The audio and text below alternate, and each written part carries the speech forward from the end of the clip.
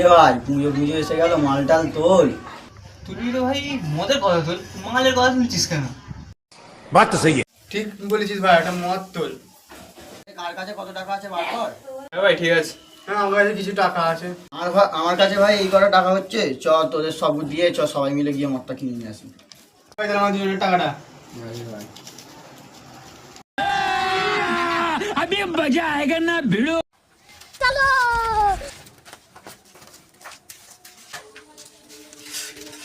ভাই চলে তো এলো, মদের দোকানটা কোথা? ওই দেখ ভাই, ওখানে একটা ছেলে আছে, চকে জিজ্ঞাসা করি মদের দোকানটা।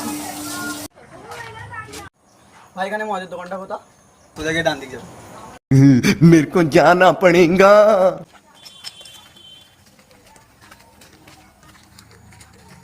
ও দাদা, কেউ আছো? কই যে দাদা? এই দরজাটা সরাও। দেখো আছি আছি। ভাই সর সর। দাদা কালো কুত্তা আছে?